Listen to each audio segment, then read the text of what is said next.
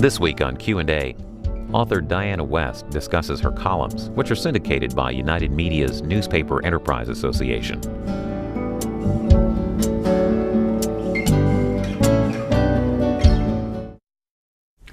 Diana West, what do you try to accomplish with your columns that you write every week? Light and truth. No, what I try to do is focus on the stories that I think are not covered, that are not discussed.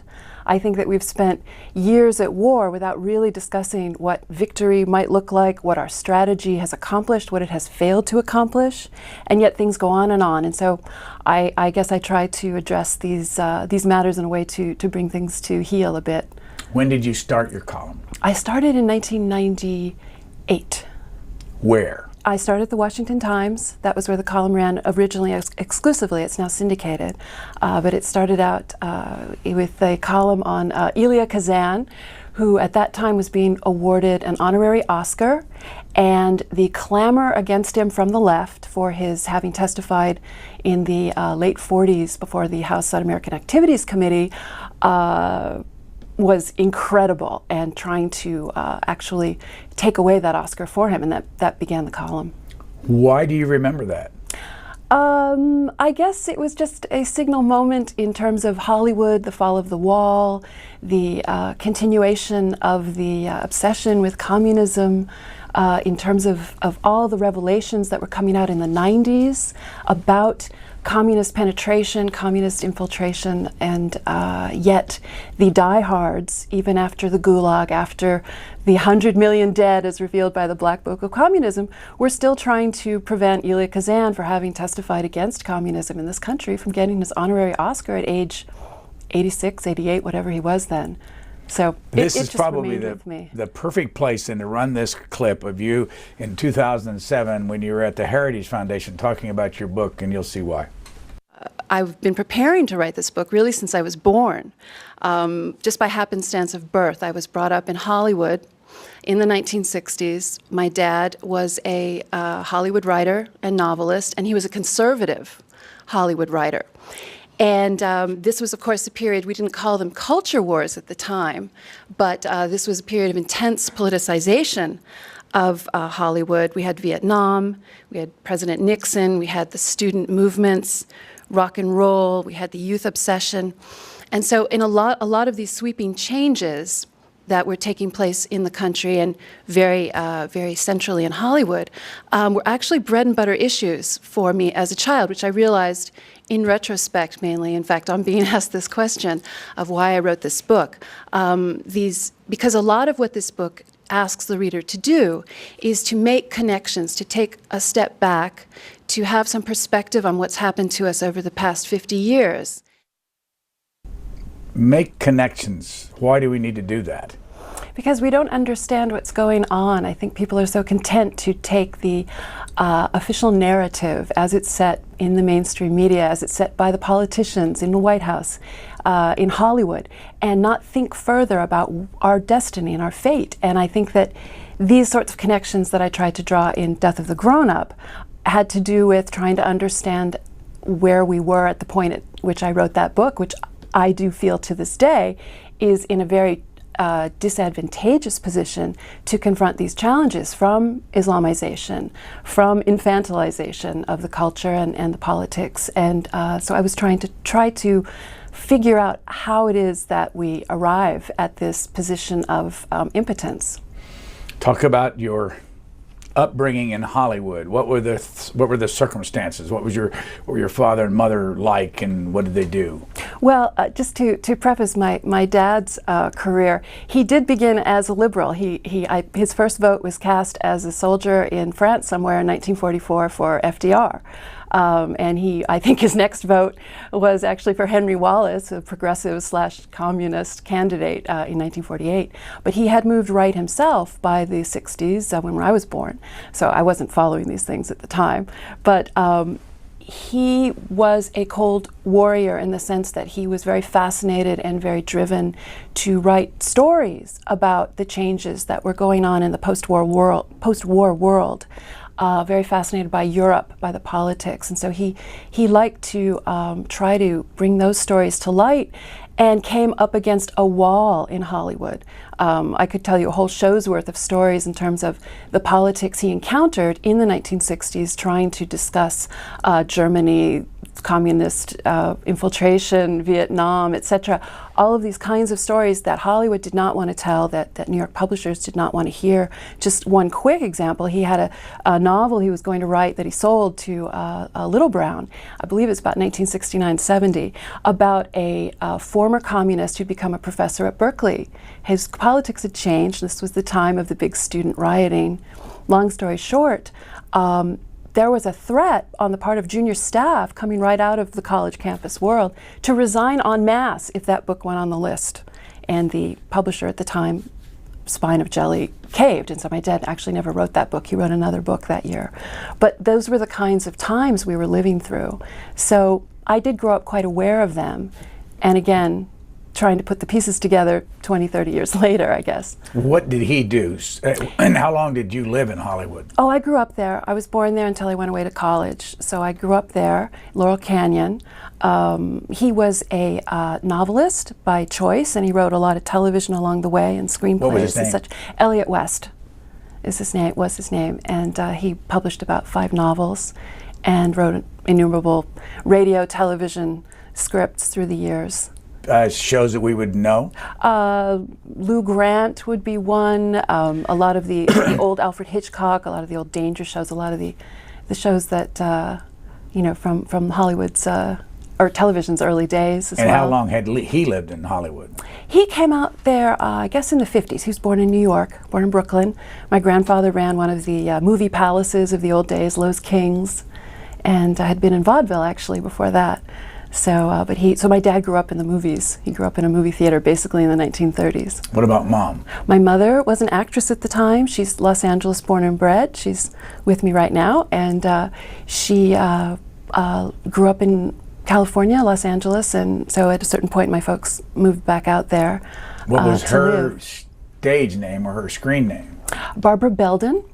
She made one movie, did a lot of theater and such, and she didn't stick with it. I think by the time she's in her late 20s, she'd left that behind. But they did meet at an audition at some point. Yes. So what did you grow up thinking about politics? That they were very loud and noisy. We had a lot of dinner table discussions. I'm primarily, in terms of loud and noisy, would be when my parents' friends would come over, all liberals. And there would be these discussions I mentioned in that little clip about Vietnam, about Nixon, about the campus rioting, all of these things that were very tendentious. And I think I've spoken to some so-called Hollywood conservatives in more recent times, and their feeling in the last decades was that the 60s was much worse. It was much harder to be a conservative in Hollywood at that time. They were much more underground, if they were there at all. And it was difficult because it was hangover from the 30s, which is when the big infiltration came, and the controls on the story guilds and the agencies and so on. It wasn't anyone's imagination, which is what the revelations of the 90s have told us. We have learned who, names, dates, places of concerted efforts to subvert our information industries, whether it was entertainment or media or politics. By the way, you mentioned earlier that Henry Wallace was a communist. Did he ever acknowledge being a communist? No, I don't believe he did. Very close. Socialist, also, vegetarian, and had all kinds of other interesting. He wasn't a Russia-supporting communist. He was a Russia-supporting Democrat. He was very pro-Russia, a very active apologist. He made a very shameful, famous trip to Soviet Union during World War II, and actually went to one of the Gulag camps that had been dressed up, and he bought every little shred of lie that he was served, which he later did regret and actually publicly recanted. Several weeks ago, we had a young lady on here, Michelle Fields, who is a journalist, video journalist with the Daily Caller, and I just want to run just a little bit of this to connect it to you.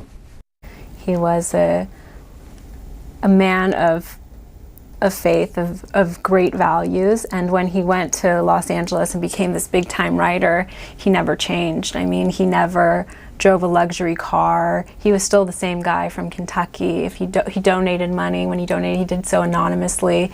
He taught us that money meant nothing, and he told us that we should be who we are and stay true to ourselves, and he led by example. He showed us that it's possible, even in a world like Hollywood, that you can still remain yourself, and I think that that's had a tremendous impact on me. She's a conservative. She survived Hollywood. How, you know, when you were there and in school, were you vocal about how you felt about the issues, or did you feel conservative about the issues back then? I would not say I was a political child. No, I was more just, I was aware of the issues in ways that I think, it was a political household in the sense that my parents were very interested in the issues and were at loggerheads with their friends who were very interested in the issues. But I wouldn't say I had a political childhood so much as an exposure to the issues that became quite fascinating to me as I grew older. I noticed a paper that your column is published in now, the Washington Examiner, yes, conservative paper, had a list. I was looking at it recently of all the celebrities that have come to town to lobby on the issues, and it's the environment, and you know what that's. Sure. What is it? How do you describe Hollywood today, and what kind of an impact? Because it clearly didn't change your views, and it didn't change Michelle Field's views. How does it impact the society?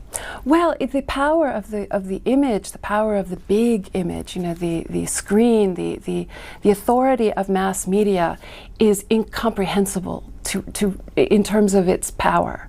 And this was something that the early politicians, whether they were communist or conservative or whatever, were quite aware of as this new mass media was coming forward. So I think it informs it informs us in ways that, say, 100 years ago and before, no generation ever was informed. And in fact, that's one of the developments that I tried to track in The Death of the Grown-Up, in terms of the authority of the parent or of the group around a family, you know, whether it was neighbors, clergy, school, etc., is completely overshadowed by media. And no longer is the authority more or less concerted in any particular humans and people. It becomes these attenuated voices out there. And so I think in that sense, unless you're paying very close attention and you are a somewhat perverse individual who likes to find himself in complete opposition to what they're being told, I think that you are absolutely shaped very much unconsciously by what you see and hear. So why did you go from the West Coast to the East Coast to go to college? Well, my brother had done that. He'd gone away to Bowdoin in Maine and seemed to enjoy the experience. And everyone around me was really staying inside California. And I tried to go somewhere else, and I ended up going to Yale, and it was a tremendous experience, completely different from anything that I could have imagined. And so that was just luck of the draw, really. What did you study? I studied English after a bad experience in the history department, which I felt was very politicized, and I decided what I really wanted to do was read novels. And what was the bad experience? Well, it was a class. It was a class on 20th century foreign policy, and I was interested in media coverage of the Vietnam War. And my professor at the time wanted everyone to submit a bibliography on their papers, and mine was on media coverage. And so, of course, on my bibliography was Peter Braystrup's magisterial coverage of the Tet Offensive, which is one of the great journalism books of all time. And my teacher, who was a liberal, did not want it on my bibliography, even though I also had any number of other books, including David Halberstam or what have you. But I was just appalled by that, and just didn't really want to fight my way through senior year on these kinds of topics. So I decided I'd go back to novels. I got to go back. A professor at Yale wouldn't allow you to put this on your bibliography. Tried to discourage me. I did put it on my bibliography, but he was trying to say you don't need to read Braystrup. Why? I didn't get a big explanation. It was just, we were talking, oh, you know, that's so, I don't know, just very kind of just trying to push it off the bibliography. So what year did you get out of Yale? 83. And what did you do after that? I had been a student journalist, and I'd run we called it the Yale Political Monthly. It was a quarterly, but we had hopes. And I went to New York, and I worked as a junior editor at the Public Interest, which was edited by Irving Kristol. And so it was basically an internship. It was a wonderful experience, and got to live in New York and see how things go and how run, and get some experience. And from there you went where? I went to the Washington Times. Came down to DC for a year, I thought, and basically stayed. And what did you do there? I did all manner of repertorial jobs. I did features. I covered a presidential campaign, '88, long time ago. I was a movie critic after I left in about 1990 and went to freelancing. And while you were a freelancer, what did how many columns did you write? I didn't write columns at that time. I was just doing feature articles, magazine type articles, excuse me.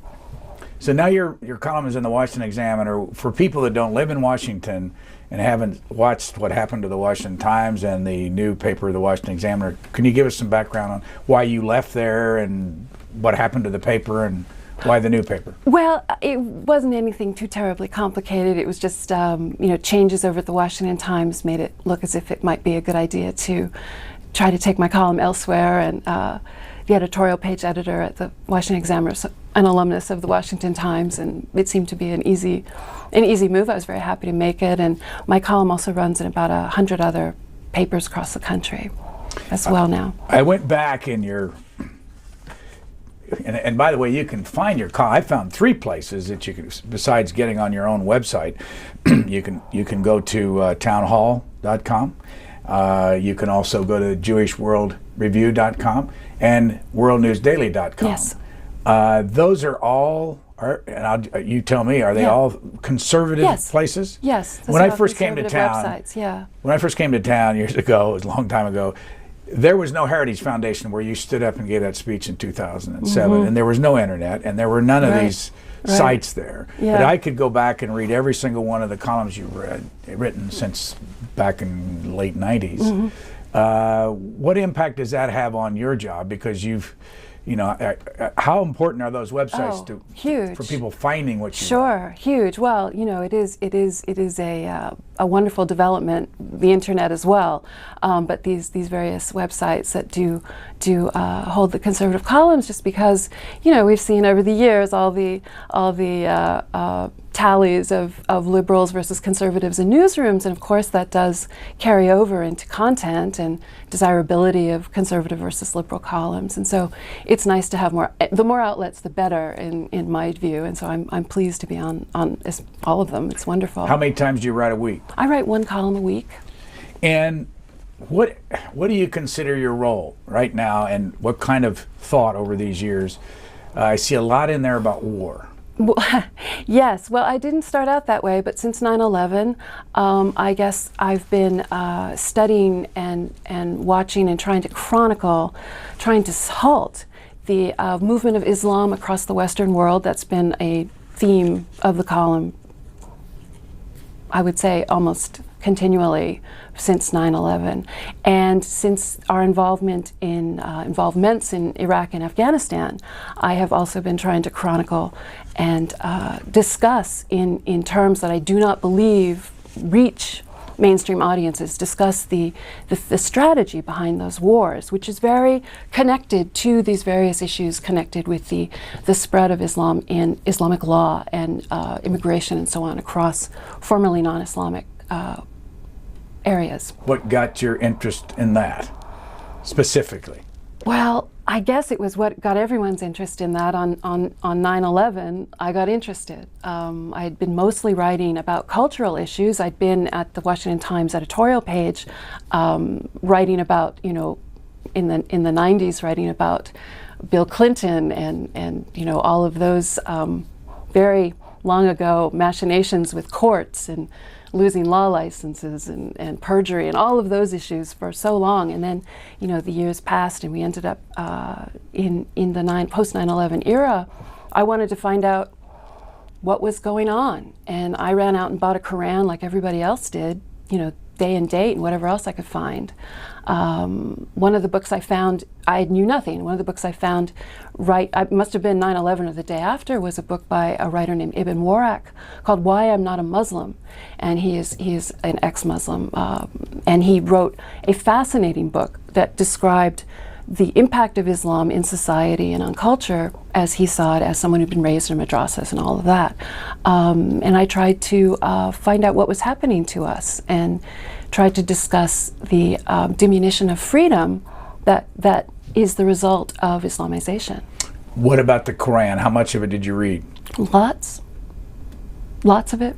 Got lots of it highlighted, got dog-eared Post-its, the whole bit. And how much of the Quran did you use to write your columns from? Oh, I don't think I quote it very often, but more than quoting the Quran, there are any number of other sources that become quite important. I'm very fascinated and interested in discussing Islamic law. There's a book, for example, The Reliance of the Traveler, which is a very highly certified Sunni Islamic law book that is in English. It's available on Amazon. Everyone should read it.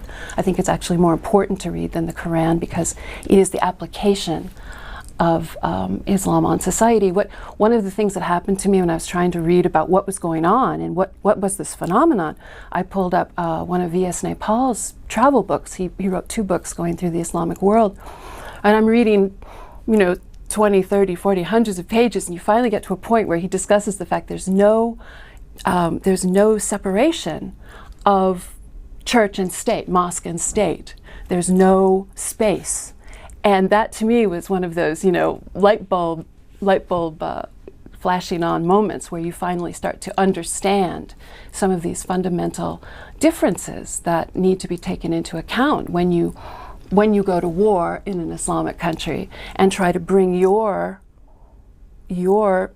way of life to a culture that has a completely different notion of what it means to live a good life. When I went back and read your columns, I tell me where that I missed it, but I couldn't find a column where you took an absolute stand on the Iraq War ahead of time or even right afterward. But I saw you writing a lot about people who were against going to war. I was in favor of it. But I've noticed that today you have nothing good to say about anything we did over there. Well, I was in favor of it, and I did support it. Why? I felt that there was a consensus that Saddam Hussein had weapons of mass destruction. This was the consensus of foreign intelligence organizations around the world. It was not any kind of a rogue notion at the time, and I felt that it was highly important to make sure that there was no furtherance of that. There were all kinds of evidence of various, his support for various terror groups, particularly those attacking Israel. I mean, he was very involved in a number of these kinds of destabilizing and violent actions. It struck me as a very good idea at the time. I wasn't sure Iraq was the place, but I thought it was all right. Soon after, when we moved toward nation building, there came a point where it struck me that this was not going to work as I was learning about the Islamic world. And I'm not exactly sure what year. I've been meaning to go back and look, so I've started posting some of my old columns about the Iraq War lately. I need to find out when I actually did start putting things together, but it did take me a few years to realize that the notion of going to a country and remaking it in your own image is not a successful plan. And that is exactly what the strategy became. Why would you think it was okay back then to go, say, into Iraq, but not go after Saudi Arabia, who we actually sell airplanes to and armaments and all that stuff, which you say in some of your columns undermines worldwide the Western style of living? Well, I think it probably made sense to go to, in retrospect. I think Iran became very clear anyway, that Iran was part of the problem in Iraq. Iran was driving the violence against Americans. Iran is responsible for any number of American deaths. And that became fairly early on. I'm trying to remember when Petraeus testified and basically said he had nothing to do with Iran. And it struck me as a parallel to the Vietnam situation, where you had all kinds of activity, war going on in the countries surrounding Vietnam that were considered off limits for most of the time. Iran is part of the problem, driving the terrorism, and I think that the focus on Iraq became a blinding one, and the notion that America could stand Iraq up as some kind of an ally in the war on terror fairly quickly, I believe, became nonsensical. I have a column from July 16th, 2011, and the headline is "The Case Against General David Petraeus." Catastrophic terror attacks of 9/11 caused and still cause some extremely deep and aching degree of suffering. It seems odd to have to say. They also marked the beginning of a decade-long American crack-up, a self-ignited meltdown of reason and judgment that has blinded us to the markers of global jihad across the Western world. When did you start feeling that strongly about General Petraeus? I mean, it goes on to talk more about him. Yes. I think, I wish I could remember the exact year. There was a point at which, it was probably about 2006, well, with the surge, I imagine, when he stepped to the forefront, because we really didn't focus on General Petraeus until that point. So following 2006, when the policy suddenly became an American military effort to pacify the violence, to stop a civil war that was breaking out, that would therefore, or thereby, spark an Iraqi renaissance in a parliamentary democracy that would make Switzerland, proud. I mean, this was a situation where we had a strategy that did not depend on what we could accomplish. It depended on what we could accomplish that would thereby prompt the Iraqis to accomplish. And that struck me as a strange notion. Plus, it was to be accomplished by appealing to the Iraqi people in terms that I found to be quite appeasing, to make them like us, to make them want to please us, to make them to buy their loyalty, which is, of course, basically what the so-called Sunni awakening was. It was a bribery on a very large scale. It became a very fuzzy-headed policy to me, and it brought such havoc to so many lives of so many personnel, military and as well as civilian over there, but primarily, of course, military.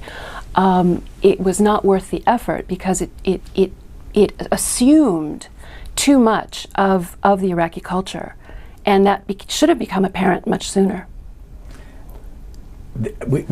You also talk about, when it comes to the war, you also talk about the Kagans, Fred and Kimberly Kagan. Yes, recently. Yeah, recently. And because a lot of people have abandoned even talking about the war. It's gone. And I wondered how long are you going to keep this up? Because let me just run a clip, of Kimberly Kagan, who was, she and her husband were a part of a document that led to the surge, supposedly. I was very interested in the possibility of surging forces into Iraq, and it seemed to me as though there was an opportunity to secure the population of Iraq in a real counterinsurgency fight using counterinsurgency principles, and thereby dampening the level of violence. And I did, in November and December 2006, participate in a study at the American Enterprise Institute, known as the Iraq Planning Group, which did recommend a surge of 5 brigades into Iraq in order to improve the security situation. Help those us who don't understand how this works. I mean, she mentioned the American Enterprise Institute and the people that fund that, and how this all works, and why would we go in there on this surge, and why are the Kagans given credit for it, and why don't you like what they suggested? Well, to begin with, I'm not exactly sure how it works in terms of how you get from a study at American Enterprise Institute to battleground, really. But in terms of the surge, it was clearly, and I actually did find out, I did think this, at least I believe it was 2006, that the notion of it was always looked like a Band-Aid. It always looked like the same principle of tamping down a red light district in any city by putting more cops on the street. You are going to get those kinds of security results. And that is pretty much what I think the basic principle of the so-called surge was. It was supposed to, again, prompt this. It was sort of like surge till they merge. We were supposed to provide security for war-torn Iraq so that the leaders of the various communities there could start about the business that, of course, they must want to start about, building a very peaceful and productive democracy.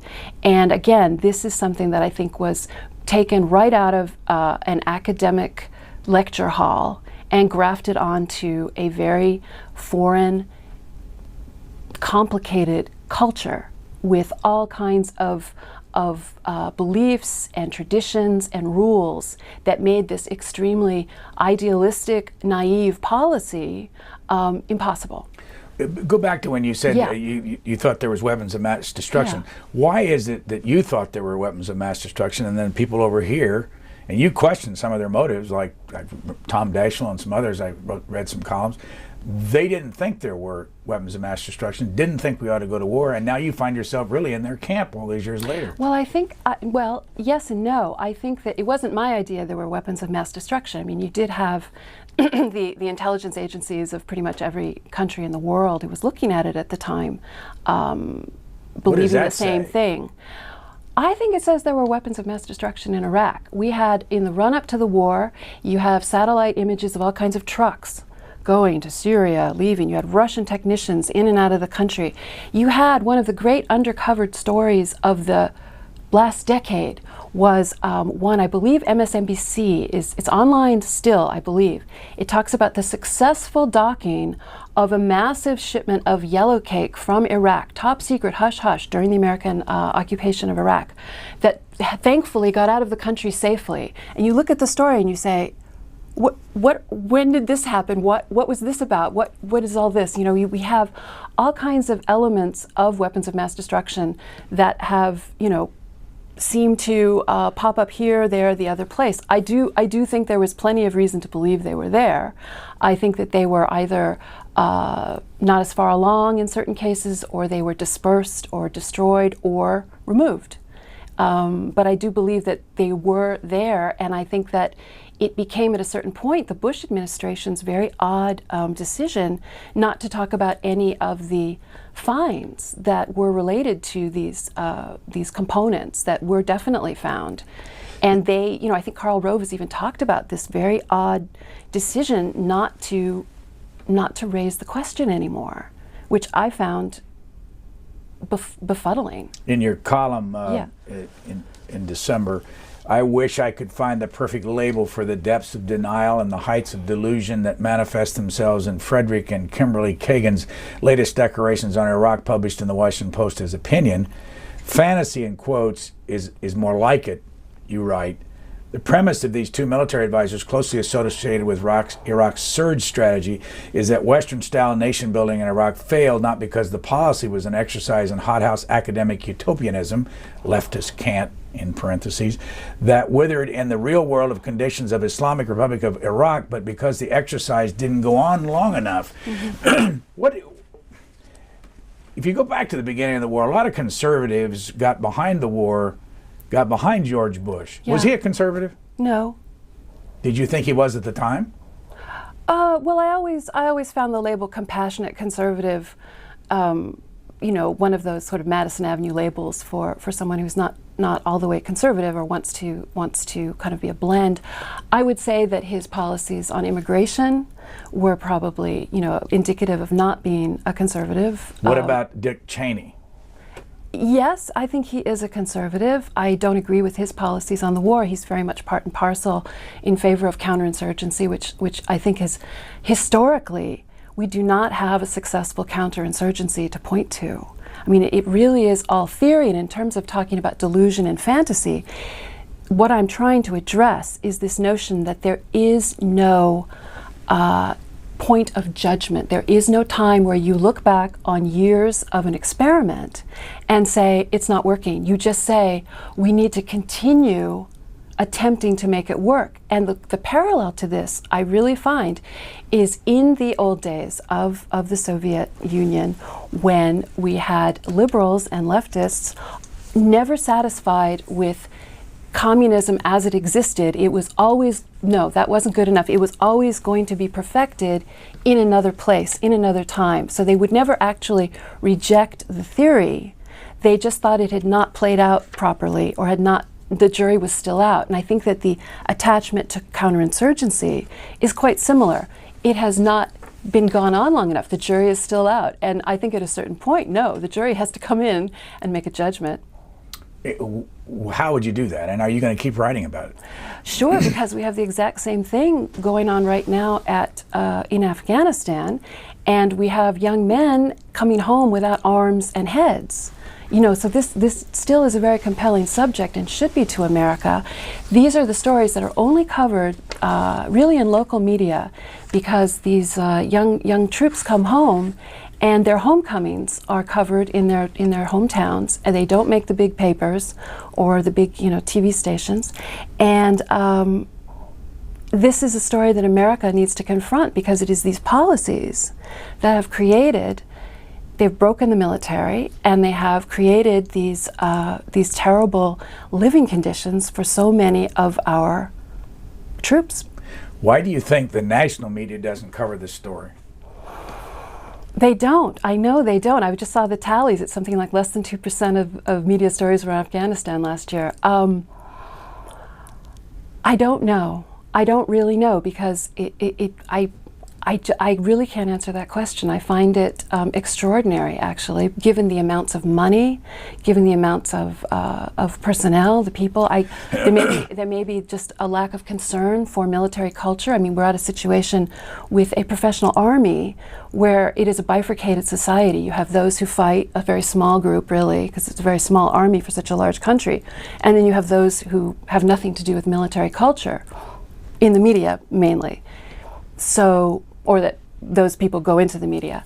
So it could be a lack of concern for that part of America. That probably has something to do with it. Back on April the 24th, 2009, you wrote a column with the headline, "Let Afghanistan Go," and you called retired Major General Paul Vallely, one of the few military leaders, you say, who talks on the record, to ask for his strategy recommendation for Afghanistan. Basically, let it go, he said.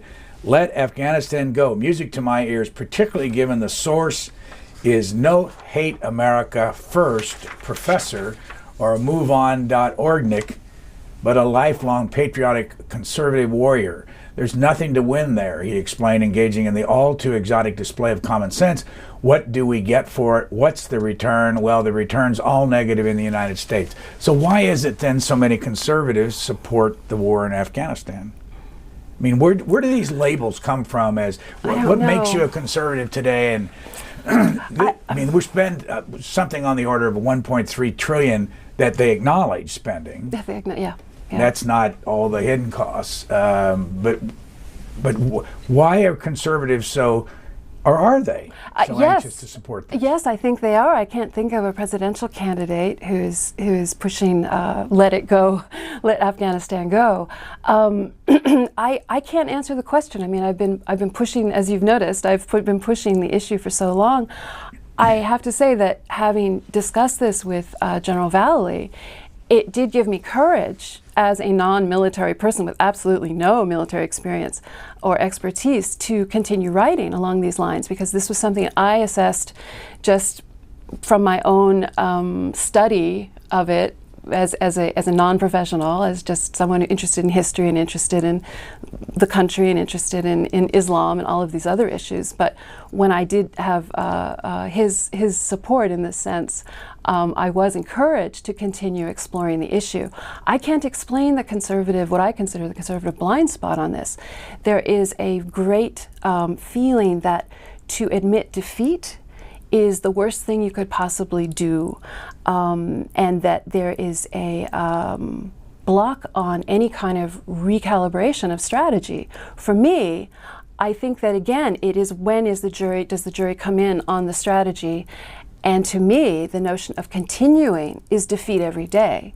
Because if I were a jihadist commander or strategist, I would be delighted that the United States is spending something along the lines of, what, $350 million a day is one of the figures that they throw around in Afghanistan, for nothing permanent. It may, again, like the surge in Iraq, you may have an area that sees a security gain while troops are in the area, but there is nothing to be had there. There is no permanent positive benefit to, in our interest. In this same column, you write about, you say, in other words, don't give up the battle, just give up the nation building. Mm-hmm.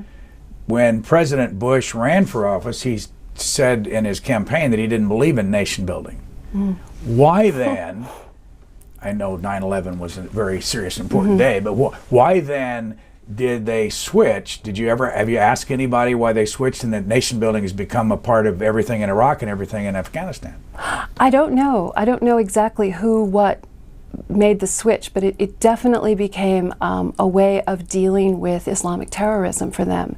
It did become the central effort to somehow tame the beast, in a sense, to go in, build nations, the thought being that naturally they will then cotton onto our strategy in the so-called war on terror and completely turn their backs on all of the traditions and teachings and culture of the last 1,300 years or whatever it is. So it was, again, a very naive strategy. It was a very politically correct strategy because it completely divorced all strategic thinking from assessments of Islamic law. And that is going on to this day. It began under George Bush and continues under President Obama. It is a weird experience to read some of these strategy papers that are devoid of any mentions of Islam and the jihad, which is, of course, the war doctrine. And that would include, for example, Stanley McChrystal's very famous Afghanistan report that Bob Woodward got into the Washington Post. I guess that would be in fall of 2009. No mention of Islam. By the way, on your blog, you ran the little story that General McChrystal is going to work and represent Siemens, the German company. And then underneath it, you said, old soldiers never die, they just lobby. Mm. Was that a little bit of a needle? A little bit of a needle, yes. But a lot of former generals lobby. Yes, I know they do.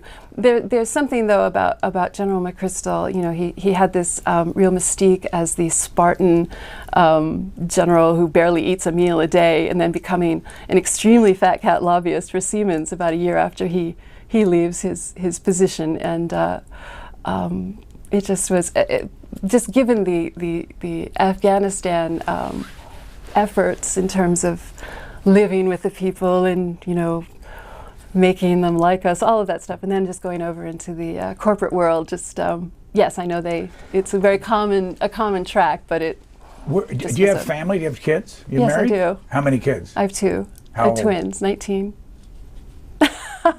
See, I can write Death of the Grown-Up. See. And where are they? Are they in school? I've got one in school and one is taking some time off. What was raising twins like? Fascinating, indescribable, but kind of one of those things where you are fascinated even as you are frustrated. But when you can step back, it's quite an experience. And either one of them, are they boys or girls? And are they interested at all in the kind of thing that you do? No, they're really not. What about politics? No, not so much. Not so much. They're conversant, but they're not too interested. And you met your husband where? Washington Times, actually. He was a reporter as well. So here, you had a column in November, and the headline on it is Marines warned: don't spit toward Mecca. Mm-hmm. But I'm going to read the paragraph in which you get down to the nitty-gritty on what this is all about. Uncle Sam has decided that the answer lies in the latrine with the U.S. Marine Corps.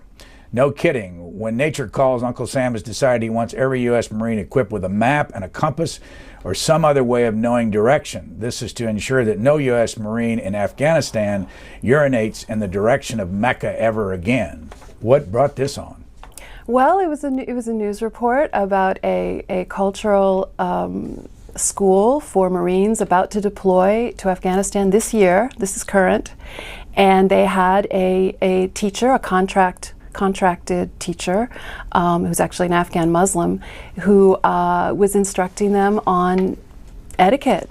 And this happens to reflect a canonical hadith, one of the very sacred writings of Islam, that instructs Muslims not to urinate, etc., in the direction of Mecca. And the notion to me that this was being instructed to Marines seemed to me like a tremendous, first of all, invasion of privacy, and probably infringement of religious freedom in a sense. I mean, this was the direct implementation of Islamic religious law on our armed forces. And I got a lot of mail on that, and I think the Marines did too, because Marine Corps Times actually ran an editorial and a story discussing it, and tried to make the distinction based on the fact that Marine Corps official doctrine does not teach this, that so therefore they really have nothing to do with it. They just happen to have a instructor briefing Marines about to deploy on do's and don'ts. And one of the amazingly, I thought, outrageous points that the editorial made was that this was actually a good thing given the tensions in Afghanistan.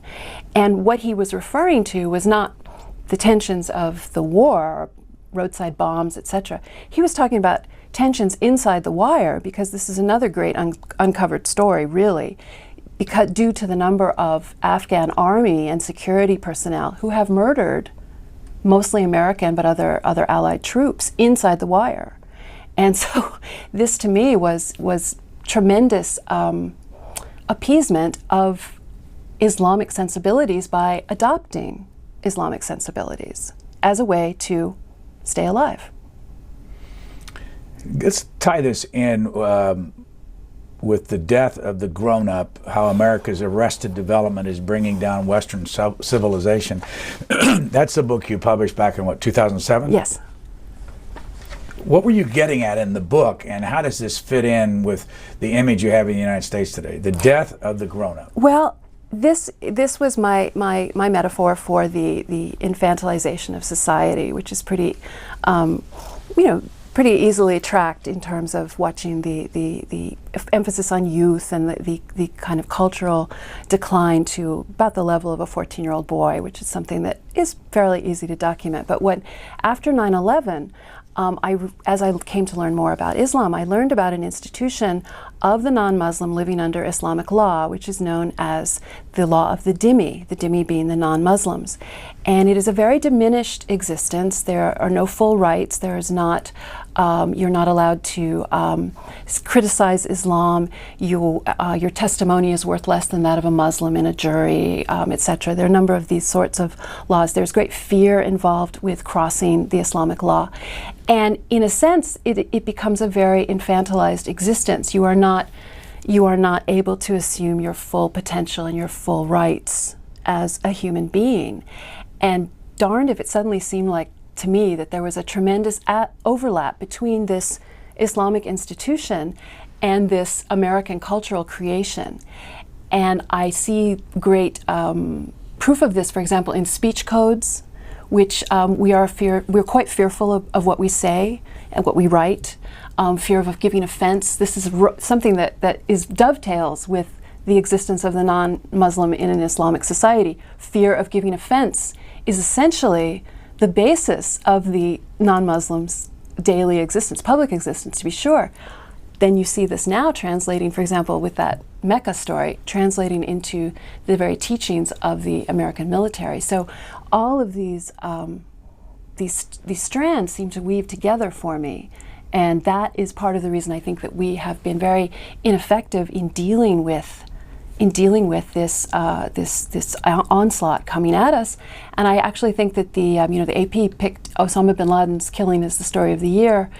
And what I realized, coming on the 10-year mark with 9/11, for me, it's not Osama bin Laden. It's actually the Danish Muhammad cartoon, for me, is the image of the year, if not the decade, because that image has become verboten. You can't find it in American media, papers, magazines. it is a great symbol to me of our great rush to censor ourselves. What do you think of Islam? What do I think of it? Mm-hmm. I think, as Winston Churchill it's a retrograde force in the world that is all about exerting its power. It's a supremacist creed, and under it, difference is not allowed. Freedom of conscience is not allowed. So it is not a pluralistic movement, and it becomes very difficult to be non-Muslim, to be female, to be atheist inside an Islamic world, and involves these trade-offs for safety, which again goes back to the life of the dhimmi. You've been critical of Islam in your columns. Mm-hmm. Do you fear at all that you could be a target? By whom? By the Islamists, the jihadists, Sure, yes, of course. I mean, certainly. Do you go out of your way not to be as public because of that? It hasn't really been a terrific issue for me, but I feel that it's very important to keep the sea lanes free, if you will, in terms of what is spoken and written, and I feel quite compelled by it. One small thing, I just noticed that your Wikipedia site on your name, it doesn't have much information in it. No, but that if one is supposed to do one's own Wikipedia page, I guess I just haven't gotten around to it. So there's no particular reason that they the Wikipedia page? No, no. They show that you were the no, year I'd that love you to were write born. about it. On some other things that just got my attention as I went through your columns. This is one way back to July 24, 2009. Cronkite's offensive history. This is right after he died. Offensive. Yeah. This is right after he died. And you write, it's time for a post-Cronkite post-mortem, but not on the late icon himself, the most trusted man in America, in quotes, the voice of God, in quotes, the gold standard, in quotes, the proxy for the nation, or in plainer English, the lush-lived celebrity anchor who died this month at age 92. No, the Cronkite postmortem that needed is for the zombies who conjured up the hollow rapture and the living dead who fell for it. Talk more about that. What were you trying? What bothered you about the image of Walter Cronkite? Well, if you remember, we started our conversation today invoking Peter Braestrup and the Tet Offensive, and of course Walter Cronkite was very famously kind of at the forefront of calling the Tet Offensive a major victory for the North Vietnamese and the Viet Cong, and calling it quits on the war effort, and that had never really ever been established as part of his legacy. It's one of these things off to the fringes, and you have Yale professors telling you not to read about it, in a sense. And so I think that if you go on in the column, I think that is probably where it goes. And you had great journalists like a Peter Braestrup, dies unsung. Did you ever meet Peter Braestrup? Yes, I did. Did you talk to him much about what his book was all about? Yes, I did, and I told him that story, and he is a former Yalie, and indeed he knew the professor was quite amused in a way. Well, he's a former Washington Post reporter. Yes. And did you ever,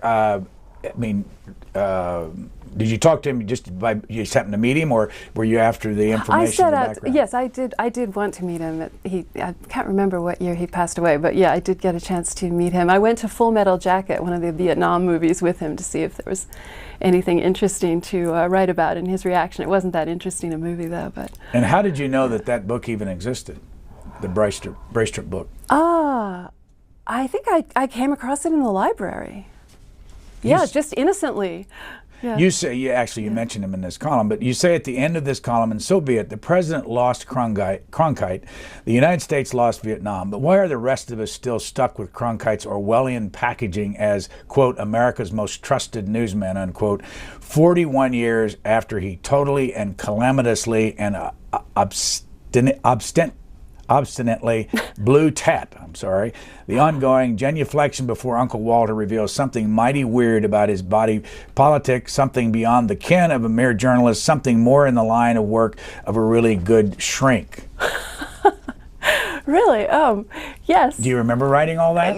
You know, sometimes you forget exactly. No, I'm glad I did, but no, it seems fresh to me. But no, I absolutely feel that way in terms of these reputations that just only build like a snowball going down a mountain or something. It becomes. Why do we do it? Why do we do it if we do it? Well, I think we do it, and I think some people become media darlings, and that becomes their career more than anything else, and they settle into it, and they ripen with it, and they become that very thing, and I don't think people really know why.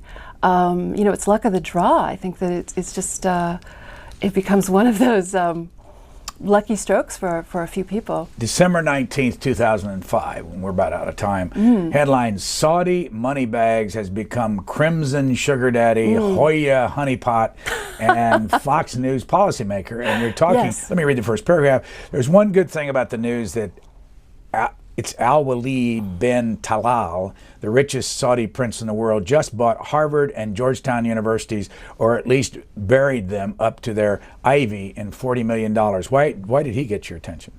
Oh, well, he got my attention because he set out to conquer the PR world. He made actually an English language interview, I believe it was 2002, with Arab News, which is an English language publication, where he talked about having mistakenly, or he didn't admit the mistake, but he talked about the need not to go about, you know, giving money to suicide bombers, which he was known for before that, or passing off huge sums to Rudolph Giuliani after 9/11, only to be rebuffed when he put strings on it. And he's gone on to great fame and more fortune as one of the big stockholders in Fox News, of course, in News Corp. And he just bought a good chunk of Twitter just in the last week or so. And is there anything wrong with that? I think it's an influence operation. I think it's part of the reason that we don't see a lot of the stories I would like to see covered on Fox News. I think that there is a blunting done. In fact, he bragged at one point after the famous riots a few years ago in Paris, the Muslim rioting, that the crawl across the bottom of the screen, which had said Muslim youth burning cars in Paris, he bragged in a public address that he'd called Rupert Murdoch and asked him to change it from Muslim to just youths. Let me ask you this, though. We haven't got much time to talk about it, but what's the difference between that and, say, when you worked at the Washington Times, all the influence they said that a former Korean, the Reverend Sun Myung Moon, had on that newspaper? Well, I guess you have to weigh what the influence is. You know, if you have a Saudi prince who is part of the royal family of Saudi Arabia, who's effectively bought one of the largest news franchises in the world, bought into it, you have to look at what are his motives and what is his background, what are his goals, what are his relationship to the Saudi family, and it becomes quite troubling to me that, for example, I think there's an argument that should be made that Fox should have to register as a foreign agent, given the role of Prince Talal in its corporate structure. Did you ever feel any influence from the Reverend Sun Myung Moon when you worked there? No, I didn't. They never asked you to write something? No, I didn't. But it's interesting because I was talking to some Washington Times people at a recent Christmas party, and one of them pointed out that the Washington Times in those days was ahead of the curve because now so many publications are now owned by a sugar daddy. We have you know, at the Examiner, we have, you know, new money coming into the Post. We have all these different. The only reason some of these organizations are afloat is from a somebody Mexican like had that. $250 million of the Right. New York Times, and Right. the English company owns the roll call on Capitol Hill. Yeah. We could go on and on. Yeah. Diana West, we are out of time. Thank you very much for Thank yours. you. It's a pleasure.